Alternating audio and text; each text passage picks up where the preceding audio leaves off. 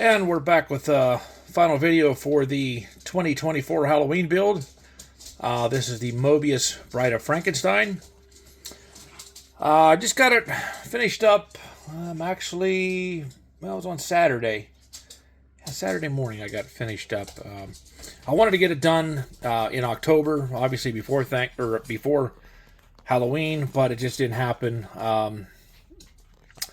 I was sick. I had a respiratory infection, and I have COPD, so I got to be really careful with it. And medication the doctor put me on, my hands get real shaky, so I just couldn't finish it. I had some detail painting to do, and my hands weren't steady enough to finish it.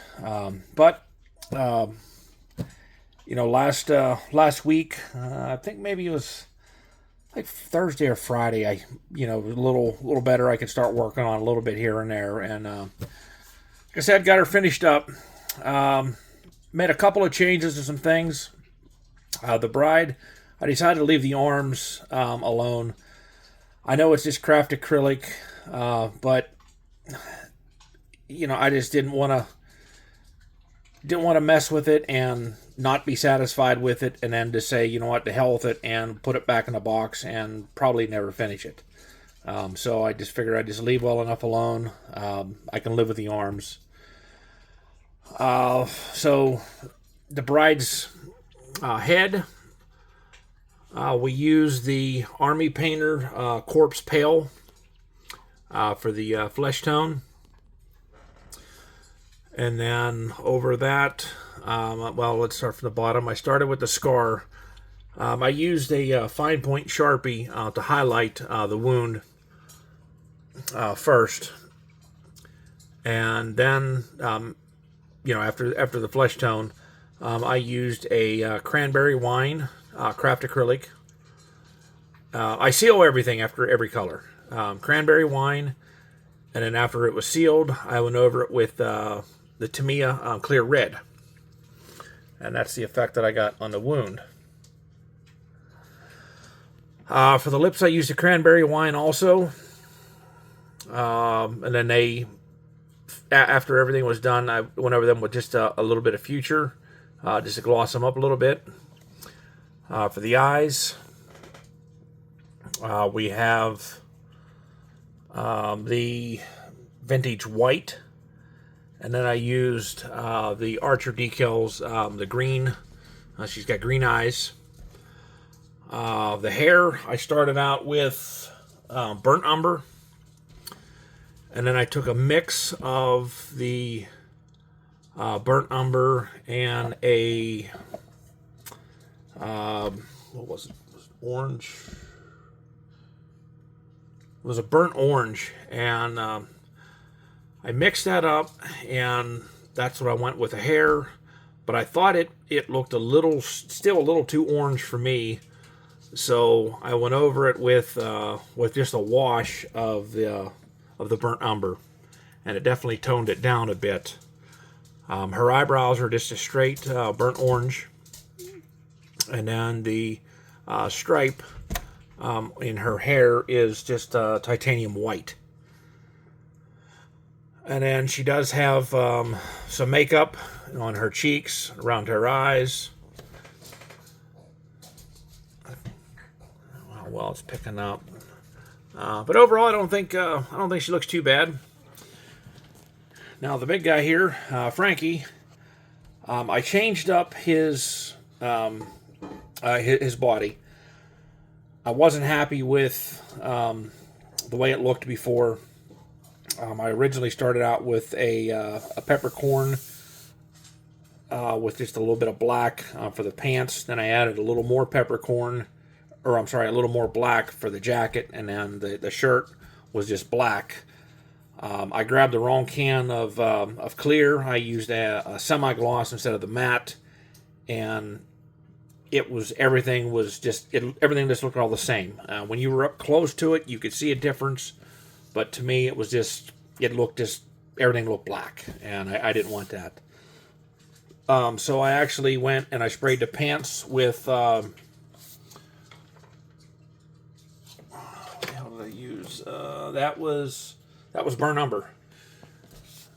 Just right over the dark, the pants how they were, and you can see it's kind of like a real dark brown, which I'm fine with that. The jacket is the soft black with just a skosh of black, because I didn't want the jacket to be black, or I didn't want it to be black, but I didn't want it to be brown either. So you can definitely see there's definitely a difference between the pants and the jacket, and then the shirt is just straight black. And then the flesh tone is the Army Painter Neurotic Flesh. I thought it was too green right out of the bottle, so I went ahead with I wanted to mix it, so I tried with the I tried to mix a little bit with the Vintage White, and it turned mint green. Well, I didn't think Frankie would look good mint green, so I ended up I just used I thinned it, or I mixed it with a little bit of the Corpse Pale, and that's what it turned out. And I said, you know what, that's good enough for me. For the hands, I went over with the hands first. You can see a little bit of the blue in the veins on the hands. So when I sprayed the flesh tone on the hands, I didn't go real heavy because I want the blue to show through. And the same with this. I did the same with the scar as it's the same with the bride. Highlighted it first with the black Sharpie. Let's see. The nails are charcoal. The wound, like I said, it was the same. I used the cranberry wine, and then the Tamiya red, clear red. Let's see, for his eyes, the pupil, or the whites of the eyes, I used the same Vintage White, and then just the charcoal for the pupil, charcoal around the mouth, or for his lips. I used for the staples in his head, and the contact points are Model Master, the silver chrome, and then his hair is just black. And then I went over everything with just which is gray chalk. Went over his face and everything. You can see, there's some definition in his forehead, around his eyes and his cheeks, even in his chin. And I did the same with his hands also. And then I went around the wound. Oh, also with the bride, with the wounds, I went over that with a red and a purple chalk around the wounds also. And then for the sign, just semi-gloss black, and then I used 3 different colors for the lettering.